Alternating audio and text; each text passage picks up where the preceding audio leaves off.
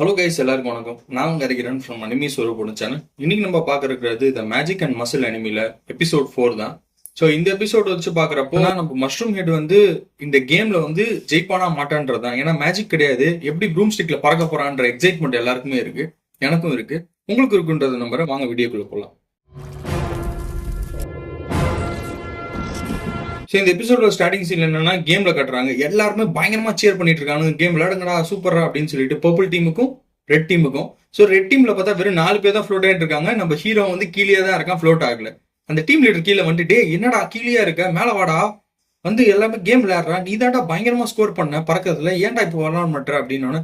யோ எனக்கு பறக்கவே வராதியா, இந்த பேர் இப்படிலாம் சொல்லாத, நீ வந்து பேம்புனா என்ன தெரியுமா, இருக்கல ஸ்ட்ராங்கஸ்ட் கிரீச்சர், அதை வச்சு நீங்க அடிக்க முடியலாம், பறக்கலாம், அது வந்து நீட்டா போயிட்டே இருக்கும்டா என்ன பண்ணாலும் அப்படின்னுவான். அவன் வந்து அட்வைஸ் பண்ணிக்கிட்டே இருப்பான் அவங்ககிட்ட. இவனுக்கு ஒண்ணுமே புரியல, டே இதுக்கும் அதுக்கு என்னையா சம்பந்தம், மாத்தி மாத்தி பேசிட்டு இருக்கே அப்படின்னு சொல்லிட்டு அவன் கிட்ட பேசிட்டு இருக்கும் போது என்ன ஆகும்னா, சரி ஓகே நான் உன்கிட்ட ஒரே ஒரு விஷயம் தான் சொல்றேன், கேம்ல வந்து நீ ஜெயிக்கல அது வேற விஷயம், ஆனா பார்ட்டிசிபேஷன் இஸ் வெரி இம்பார்ட்டன்ட் அப்படின்னு சொல்லி வந்து இப்ப மேல போறேன், நீயும் வரேன்றத நம்புறேன், வா போலாம் அப்படின்னு சொல்லிட்டு அவன் போறப்ப என்ன ஆகுதுன்னா, இந்த பர்பிள் கார ஒருத்த வந்து இவனை செம்மையா இடிச்சிருவான், இடியில அப்படியே கீழே விழுந்துருவான்.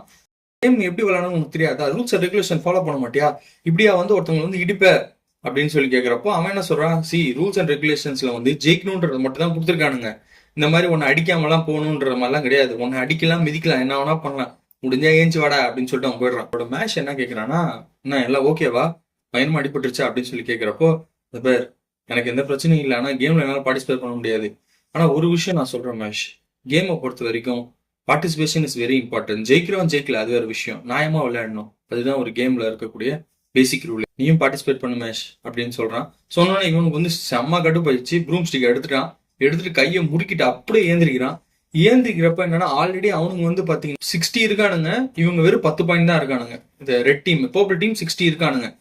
இவன் ப்ரூம் ஸ்டிக்ல பறந்தவங்க எல்லாருமே பாக்குறானுங்க, எப்படி அவன் பறக்குறான், இவன் மேஜிக்கே இல்லைன்னு நினைச்சோம், ஆனா செம்ம ஹைட்டா பறக்குறான்டா அவன் அப்படின்னு சொல்லி பாக்குறப்போ, எப்படி பறக்குறான்னா காலை வச்சு கிக் பண்ணி ஏர்லயே பறந்துட்டு இருக்கிறான் மேல. இதை பார்த்தோன்னே எல்லாருக்கும் டே ஆனா ஏதோ பறக்குறான், பட் ஸ்டில் ஒரு என்டர்டைனிங்கா இருக்குன்னு பக்கத்துல இருக்கவங்க கிட்ட நீ பாலை கொடு அப்படின்னு சொல்லி கேட்கிறான். அவன் பாலை கொடுத்துட்டான். பாலை கொடுத்தோன்னு என்னன்னா, இவங்க 4 பேர் இருக்கானுங்க முன்னாடி, இவங்களை மீறி எப்படி போட முடியும், அப்படியே போட்டாலும் ஒரு கோல் தான் போட போறான், எப்படியும் ஜெயிக்க முடியாது இவனால அப்படின்னு நினைச்சிட்டே இருக்கானுங்க. அப்போ ஓங்கி அப்படி போடுறான் பாலை, போட்டு அடிச்ச ஸ்பீடு சரியான ஸ்பீட்ல எல்லாம் அப்படியே பறக்குறானுங்க சைட்ல, பால் அப்படியே போய் கோல் போட்டு அப்படியே வருது பால். இவங்க எல்லாம் பார்த்துட்டு என்னடா எப்படா கோல் போட்டா, இந்த மாதிரி ஒரு எக்ஸலண்டான கோலை நாங்க இதுக்கு முன்னாடி பார்த்ததே இல்லை அப்படின்னு சொல்லிக்கிட்டே இருக்கானுங்க.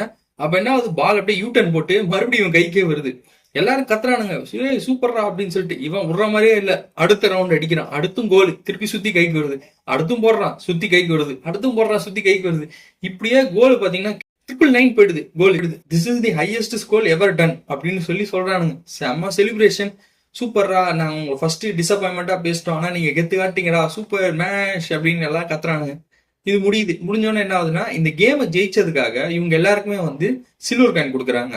ஸோ அதை பாக்குறோன்னா அவனுக்கு என்னடா சில்வர் காயின்னா ஒரு ஃபுல் காயின் வரணும், இதெல்லாம் குவார்டர் காயின் தான் கொடுக்குறானுங்க, அது அப்படிதான், நீ மொத்தமா சேர்த்தனா உனக்கு அது கோல்டு காயினா மாறும் அப்படின்னு பேசிக்கிட்டே இருக்கிறப்போ இவன் கேப்டன் வரான், கோபமா வரான் கேப்டன். டேய் நீ தாண்டா தங்கம் அப்படின்னு சொல்லி அவனை ஹக் பண்ணிட்டு, நீ என் பேம்பூடா அப்படின்னு சொல்லி அவங்க கிட்ட பேசிட்டு இருக்கிறான். நியூஸ் பேப்பர் ஒரு ஸ்டூடெண்ட் படிச்சுட்டு இருக்கான். அதுல பாத்தீங்கன்னா நம்மளோட மேட்சை பத்தி சொல்லியிருக்காங்க, அதாவது அவன் கோல் போட்டு அவன் சில்வர் காயின் வாங்கிட்டான், எக்ஸலண்டா பெர்ஃபார்ம் பண்ணியிருக்கான் அப்படின்னு சொல்லிட்டு. இதை அவன் பாக்குறவன் என்ன சொல்றான், இவன் தானே என்ட்ரன்ஸ் எக்ஸாம்ல வந்தவன், இந்த மாதிரி ஆளுங்கெல்லாம் இங்க இருக்கவே கூடாது, இவங்களை முதல்ல அழிக்கணும்னு சொல்லிட்டு அந்த பேப்பர்ல கோல் போட்டான். ஒரு ஆளோட என்ட்ரி காட்டுறாங்க, அவன் வந்துட்டு என்னப்பா ஃபன் பண்ணிட்டு இருக்கீங்க போல, ஃபன்லாம் எதுவும் பண்ணல, என்ன விஷயம் சொல்லு அப்படின்னு. இந்த பொண்ணு பார்த்து பயப்படுறா, ஐயோ இவன் லான்ஸ் ஆச்சு, பயங்கர பவர்ஃபுல்லான ஆளாச்சு, அது இல்லாம இவங்க கிட்ட 2 கோல் இருக்கு, இவன் ஏன் நம்ம கிட்ட வந்து பேசுறான் அப்படின்னு சொல்லி கேட்கிறப்போ, நான் உனக்கு ஒரு சூப்பர் இன்ட்ரெஸ்டிங்கான ஒரு கேம் சொல்லிட்டா அப்படின்ற. என்ன கேம், ஹைட் அண்ட் சீக்கா அப்படின்னு நம்ம மேட்ச் கேட்க, அதெல்லாம் இல்ல, இந்த ஜாரை பாரு, இந்த ஜார்ல உன் ஃப்ரெண்ட்ஸ் எல்லாம் நான் பிடிக்க போறேன்னு சொல்லி 3 பேரையும் பிடிச்சிட்டான். பிடிச்சிட்டு உங்களுக்கு இவங்க வேணும்னா நீ என்னை வந்து ஊர் அவுட்டர்ல வந்து பாரு அப்படின்னு சொல்லிட்டு போயிடுறான். அவன் போனோடனே இவங்க 2 பேரும் மீட் ஆகுது ஊர் அவுட்டர்ல என்ன கேட்கறான்னா, இப்போ உனக்கு இவங்களை காப்பாத்தணும்னா நீ என் கூட டியூல் பண்ணணும், நான் உன்னை ஜெயிச்சிட்டா அந்த சில்வர் காயின் என்கிட்ட கொடுத்துறேன், இன்கேஸ் நீ ஜெயிச்சிட்டா நான் சில்வர் காயின் கொடுத்துறேன், உன்னோட வீக்னஸ் என்னன்றது எனக்கு தெரியும், நான் கேம்லயே உன்னை பார்த்தேன், நீ மத்தவங்களுக்காக விளையாடுற, உன்ன மாதிரி ஆளுங்கெல்லாம் இங்க இருக்க தேவையில்லை, மத்தவங்களுக்குலாம் எவ்வளவு பெரிய கோல் இருக்கு தெரியுமா லைஃப்ல, அவங்களாம் இவ்வளவு கஷ்டப்படுறாங்க தெரியுமா, உன்ன மாதிரி ஆளுங்களாலதான் இது எல்லாமே ஸ்பாயில் ஆகுது, அப்படின்னு சொல்றான். லான்ஸ் கேக்குறான், உன்னோட இன்டென்ஷன் என்ன, நீ என்ன பிளான் பண்ணிருக்க அப்படின்னு சொல்றப்ப மேஷ் என்ன சொல்றான், நீ எப்ப கேம் ஸ்டார்ட் பண்ண போற, நான் சண்டை போட ரெடியா இருக்கேன் அப்படின்றான். அப்ப ஸ்டேடியம் உருவாக்குறான். ஸ்டேடியம் உருவாக்குனதுக்கு அப்புறம் கேக்குறான், என்ன ஓகேவா ஸ்டேடியம் அப்படின்னு. இவன் எகிரி வந்து அடிக்க வரான்.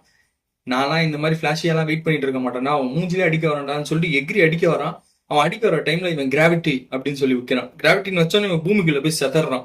செதறி அப்படியே ஏந்திரிக்க முடியல, ஏன்னா கிராவிட்டி ஃபோர்ஸாலும் அவனை அப்படியே தள்ளுது பூமிக்குள்ள.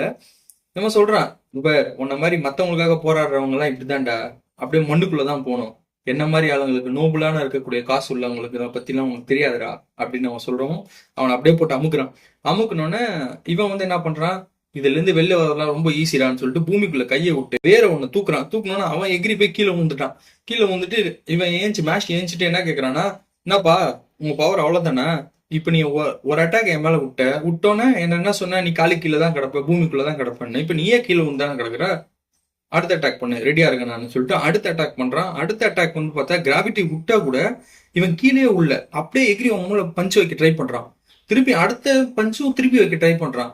இவன் பஞ்சு வைக்கிறத பார்த்தோன்னா அவனுக்கு ஒண்ணுமே புரியல, யாரா அவன் இந்த கிராவிட்டியை தாங்குற அளவுக்கு இவ்வளவு பவர்ஃபுல்லா இருக்கான்னு சொல்லிட்டு யோசிச்சுக்கிட்டே இருக்கும்போது என்ன ஆகுதுன்னா, இவனோட செயினை வந்து லான்ஸோட செயின் வந்து கீழே விழுந்துடும். அது என்ன செயின்னு சொல்லி திறந்து பார்ப்பான். திறந்து பார்த்தா ஒரு பொண்ணோட போட்டோ இருக்கும். அடா பாவி, நீ வந்து என்னடா போவடாடா, எல்லா பொண்ணுங்களையும் சைட் அடிச்சுட்டு இருக்கவனா, உன்னை ஃபர்ஸ்ட் நான் போலீஸ் கிட்ட புடிச்சு கொடுக்கணும்டா அப்படின்னு. நான் போவடெல்லாம் கிடையாது, அது என் தங்கச்சி போட்டோ கொடு அப்படின்றான். தங்கச்சியா, சரி இந்த குடி. லான்ஸ் ஒரு விஷயத்த கேட்கறான், உனக்கு ஒண்ணு தெரியுமா, இந்த வேர்ல்ட்லயே இம்பார்ட்டன்டான விஷயம் என்னன்னு தெரியுமா அப்படின்னு சொல்லி கேட்டோன்னா, வேர்ல்ட்லயே இம்பார்ட்டன்ட்னா கிரீம் பஃபா இல்ல, லவ்வா இல்ல, ரெஸ்பெக்டா இல்ல, இல்ல பவரா இல்ல, இது எதுவுமே கிடையாது. அப்ப என்னன்னா நீயே சொல்ல, அது வேற யாரும் இல்ல, அது என் தங்கச்சி தான். டே, எல்லாருக்கும் ஒரு ஒரு ப்ரையாரிட்டி இருக்கும்டா, உனக்கு உன் தங்கச்சி, எனக்கு வேறடா அப்படின்னு. அதெல்லாம் எனக்கு கிடையாது. இந்த பவுல்ல எல்லாருமே இருக்காங்க, இந்த பவுல்ல நான் கீழே போட போறேன், அது இல்லாம என் பவரை கொடுத்து கீழே போட போறேன். கீழே விழுந்தோன்னே அவங்க எல்லாருமே செத்துருவாங்க. நீ இதை அவங்கள காப்பாத்துறதுக்கு நீ போறப்போ ஒன்னையும் நான் கொள்ளுவேன். அந்த சில்வர் காயின் தேவை, அதுக்காக நான் என்ன வேணா பண்ணுவேன் என் தங்கச்சிக்காக அப்படின்னு யோசிச்சுட்டு இருக்கும்போது அவன் ஃபிளாஷ்பேக் கட்டுறாங்க, எனக்கு ஏன் இந்த அளவுக்கு அவன் குழுவா இருக்கான்ட்டு. இப்படி பாக்குறப்ப என்னன்னா, அவன் தங்கச்சி சின்ன வயசுல இருக்கிறப்போ அவன் வந்து இவனை ஹீல் பண்றதுல இருந்து எல்லா விஷயமும் பண்ணிட்டு இருக்கான். அவனுக்கு தங்கச்சி மேல அவ்வளவு பாசம்.